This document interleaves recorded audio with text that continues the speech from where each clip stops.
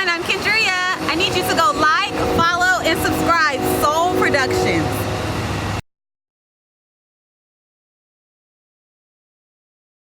What's up, everyone? This is Chris Holmes. I'm here with Neath Knight. And this is A Tale of Two Worlds. And our subject today is The discovery of self-love. self-love. So, What? Sorry. That's all good. But like, okay, when you hear the word self-love, like, what's the first thing that comes to mind? Appreciation. I think like appreciation of self, appreciation of value, just whatever you are already made of, whoever you are already are. I think it's just about acceptance and loving that person at that moment. And also, like, when I think about that, it's like valuing yourself as well. Because I feel like too many times we look on the outside in and like to compare with ourselves a lot. And a lot of times I think we don't appreciate what we actually are capable of. And like our own, like, self-love or like beauty and things like that, our skills and talents. Because we're constantly comparing each other. Absolutely. And I think like self-love is, like I said, one, about acceptance, but two, it kind of like has so many gifts attached to it. Once you know who you are, like that's like a big thing. Know thyself. Know yourself. Know thyself. Once you know who you are, accept who you are.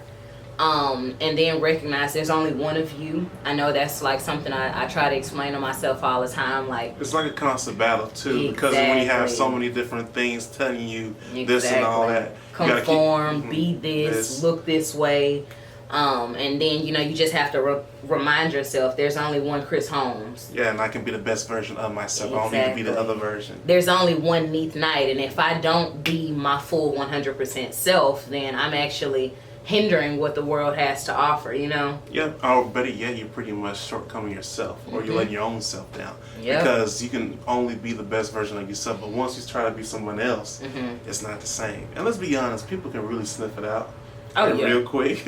Oh yeah, for sure. Because it's like, how do you even go on a journey of self-love? Like, where does it even start? I think that's a good question. Just because from the very onset, you're told what to wear, how to dress, how to talk. Especially like if you come from one of those communities where if you don't talk such and such enough, you about to light a whole fire. if you didn't grow up in this type of community and you're not real enough, you already know how it goes. And then it's just all this contradicting things and things like that, and much more. We all been through that. Especially, I'm gonna get honest, like, from elementary, especially up to high school, because we are in high school. Oh, high school's the worst. Middle school and high school are the worst. Because everybody wants to be like in the popular crew. Right. The acceptance, like we were talking about. We want to be the it factor. Yep. And if you really think about it, especially after you graduate, you'd be like, what was I thinking? Right. Like, if I could just go back and talk to me, I would just say, be yourself. Just be yourself. Everybody's faking the funk. Everybody's pretending to be this person. Like, I think that's kind of like one of the frustrating things about high school is like, as an adult, like your 10-year class reunion, you meet these people now and then y'all are getting to know each other on an adult level, and you find out some of the peer pressures you had were the same peer pressures they were having. Yep. And it's like, because they didn't say anything. Exactly. Why didn't we just talk about it? Like, because we're not talking about like we are now. Exactly. And then on top of that, people want ego, pride, and all that comes with the factor a lot of times. Yeah. And I'll be honest, a lot of people still want to live in the high school time, even though they're like I used to play football head ass. I'm sorry, like. You really felt that in your soul over here. You really felt it. Because you don't know how many guys gonna tell you, oh yeah, I used to play football. No, back in the day, I'm like, yeah, back in the day. Like high school back in the day? Oh, yeah. The day we used to ride the bus, like You do realize we driving now. Yeah, right? like you realize everybody has licenses, like that wasn't real. I gotta clock in to my job. But no, like people really try to ride the accolades that they did in high school, and it's like it was real, but it was fun, but unless you took it a step further, then it's kind of like it's like what you doing now? Exactly. Where has that led you to? You know. I'm like, man, no, but I was still. I tore my ACL, you know. I had a knee injury. You know, that's what they say, though. Yeah. It's the same thing that a girl who says my hair used to be long when I was young. Oh, man. Throw another one so we can balance it out. Because the guys right now is probably like, you just threw us under the wagon. You better throw one more at the feet. So I'm going to let you take, what's another one you heard? So I mean, and even back in high school, the hottest chick, you look at her now and it's just kind of like, look like life grabbed her by her hair and gave her the business. You know that's how it be, y'all. And then for the ugly ducklings, it's like, yes. Yes. We really speaking so true now. You thought you were going to be on top forever, didn't you? You done fell off. I'm coming. You talked about me like back in middle school and high school, they literally called me Baby D. Say what? Are we getting some real organic stuff? Hold on, where did that come from, Baby D? I was called Baby D. You know, like next Friday. Oh God. Baby D, you know, the one who knew all about the new treats before they came out. Oh, yeah. God. Because I was overweight, I was definitely like the ugly duckling in middle school and high school. Like literally I was called fat every single day of my middle school life has year. changed because you don't look overweight. From the 6th to 8th grade, I literally went through that whole bullying stage. I didn't start to kind of like come out of my shell of attraction probably until maybe like 11th grade. Mm-hmm. And by that time, you know, it's just kind of like you really don't even know how to take it then. Like, because you don't know. Exactly. You don't really have like the other mentors and other people kind of like helping you get out of that kind of mindset right now. Yeah. And I think that's where self-love came from me. Just really accepting myself for who I was. Honestly, I'm going to piggyback off of it. Now that you mention it, it's not only just in movies, but if you look at it throughout history, it's always the person that goes through the worst crap. I'm just seeing all this spat on, treated like dirt, bully, and like the outsider, and then years later just skyrocket up. But I think the thing is like they go through that storm and it helps bring or like unleashes that animal that needs to be that becomes like the hero later on, because now it's like that dog, that lion. It's like, okay, you remember me from then, but I'm gonna show you now like what I'm capable of. Yeah. And it can also be applied to sports, kind of picky on the brighter side, because I know you just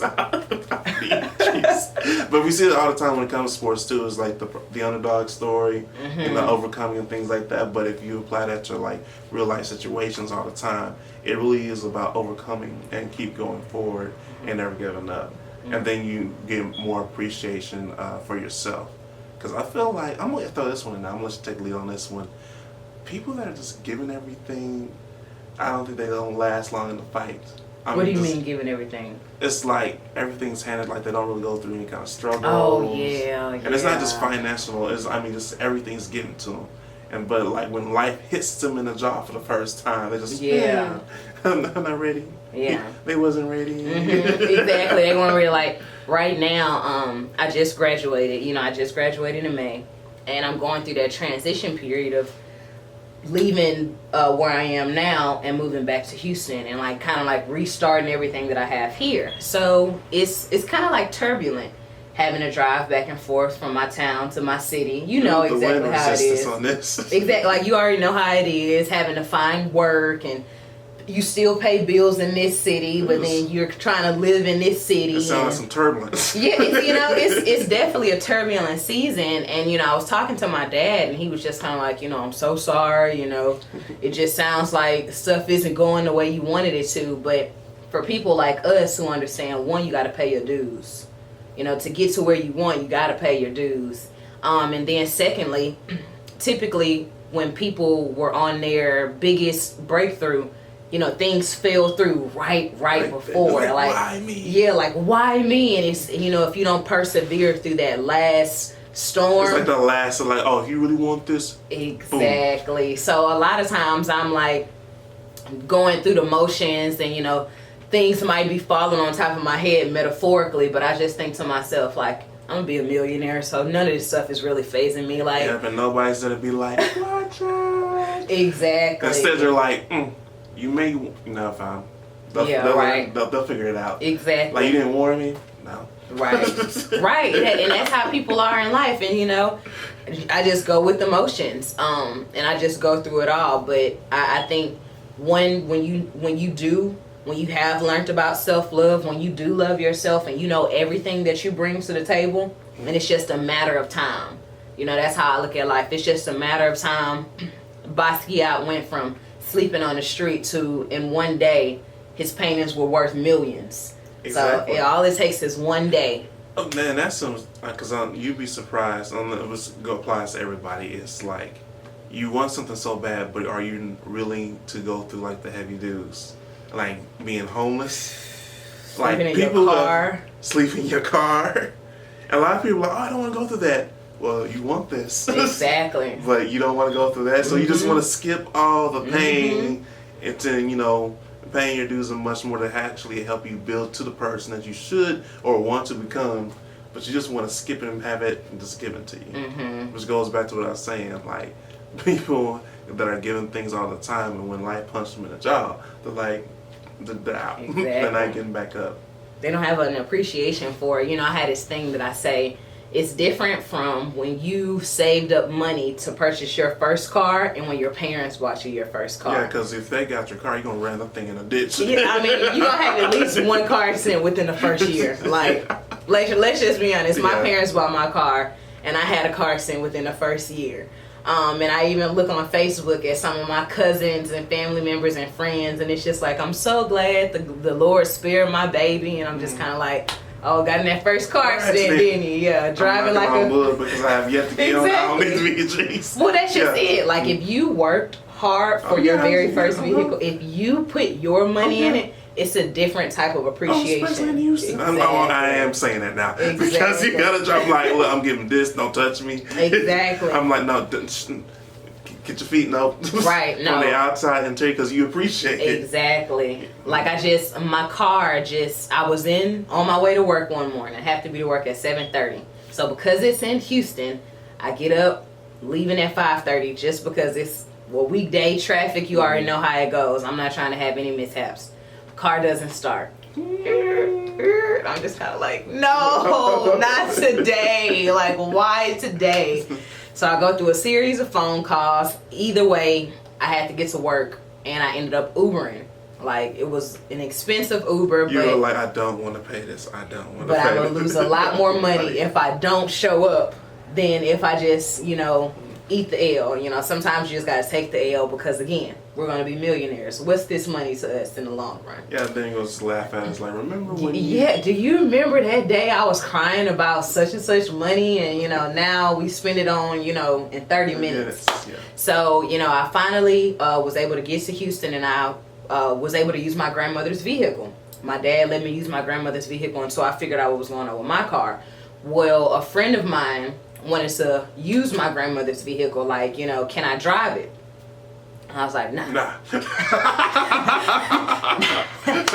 One, it would be a total spit in the face to my father, who let me, you know, borrow the vehicle. Because they trusted in you, not the other person. And in all honesty, I'm going to be the one to treat the car like it's my own. Exactly. If you give it to somebody else, and, you know, that was they don't treat it like anything else. Exactly. And, you know, I already know my parent was already in the back of their mind thinking to themselves, don't drive it like you know, don't treat it like it's your own. But, you know, there was even doubt in his mind that I wouldn't.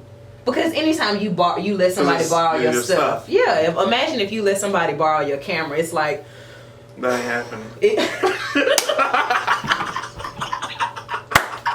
He go ahead and close that door. Yeah, like, that's how big of a deal it is. Like, no, I'm serious. Yeah, I can't let anybody borrow my camera. Like, my camera's my baby. Serious. No, like, no, that was a horrible example. You can't let anybody borrow your camera. Like, you know they gonna hold it wrong, and if they drop it, your whole world. Oh no, they go back with interest.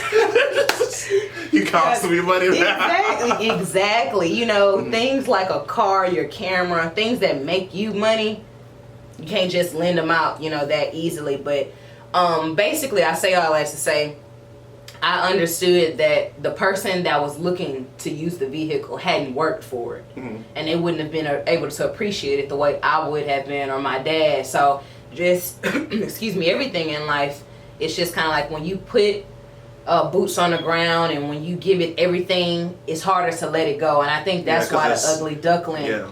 And, you know, we do try so hard to accomplish all the things because, you know, on a daily basis, or maybe not even on a daily basis, but on a monthly basis, I'm thinking about all of the comments I used to hear. All of the people that really didn't think that I would be who I'm becoming. But you saw within yourself what you're capable of. Exactly. And you fought through the noise. Which goes, so this is a little thing, then we're going to go ahead and wrap it up, is not everybody's going to understand your vision or put as much work in it as you. Because it's not theirs, it's yours. So that all kind of ties into like what we're talking about, self-love and much more, and then protecting your vision and executing on it. Because no one is going to push what you want in life as much as you. You are your best cheerleader. Don't be one of your worst enemies. Yeah. Because I feel like a lot of times when you listen to the outside noise that you were talking about, and then you become like your own worst enemy, that's when things really go down. Because you're not like pumping yourself up over the challenges and things like that. So you gotta stay confident and pretty much encourage in yourself and appreciate what you're capable of and what you've done in the past, and reward yourself for every little small accomplishment you did. There's nothing wrong with that. It keeps you, gives you motivation to keep going forward. So there's nothing wrong with rewarding yourself, but keep going forward is the main thing. Yeah. And, you know, I just will leave it here. I listen, I think both of us do. Listen to people who are already successful and have already accomplished their dreams. And I listen to a lot of Nipsey Hussle just because the marathon must continue. And one thing that he was mentioning about music, and for him, is music is an opportunity for him to mentally go into his mind where nobody else exists and pull something that only he can hear and only he can see and give it to the world. And he mentioned that right there is already spiritual. You know, whenever we have these desires, like you having a desire to start your podcast and your university and work with great people, me having a dream to start my podcast and really change my community, the things that I think about, the things that you're thinking about, like the different movies and TV shows and ideas that you want to put together, only you're thinking about them in your mind, which is a whole nother world. And when you bring it forth to the physical world that we live in and allow people to see it, it truly is like you pulling from a place that nobody else could see. Yeah. So, and I think that's important to understand that once you accept who you are and you love yourself for what you are and all of your abilities and even some of the things that you can't do, like all of your abilities and your quote unquote disabilities, you got to know what you can do and what you can't do. I think once you really come to accept that, then you can get on with giving the world things that we don't currently have. Before a car existed, somebody had to think about it. Imagination is the best. Imagination, like, imagination is the best. It is, because anything that was thought of impossible is now turned to reality based on innovation and just finding out things work. Like there's time where you will see a bird and people thought, oh, we will never fly the skies like a bird. We belong here on the ground. Exactly. And now you traveling with the plane and outer space and much more. And people have like hoverboards that can float. Like, yeah, which would like, be considered crazy. Right, exactly. Or even witchcraft. No, like, you have a device that you can fly on. Like, it's not plugged up to anything. Like, no one would have even fathomed we would be able to create something like that. But that's the importance of imagination, and that's the importance of knowing who you are. The sooner you know who you are, the sooner you accept it, and you move on, you can introduce the world to so many concepts we don't currently have, that we don't currently know, because that's your purpose. Yep, and that's what defines you. So we're gonna go ahead and close it up. This is the very first one, so I'm just gonna be completely honest on that. I'm just seeing how this closes. Right. We felt like we just delivered some great jewels and information. Dropped them. True, slam the dang mic on it. Y'all stop telling people that y'all play football in high school. You could go after her in the comments. She's on camera, y'all. No, Stop telling people, okay, we gotta use a quarterback. I'm playing. No, she's not. On that note, we're going to go ahead and wrap this up. And this is the very first episode of A Tale of Two Worlds. A Tale of Two Worlds. It's the Goddess Neath Night. And this is Chris Holmes. Peace and much love. Bye, y'all.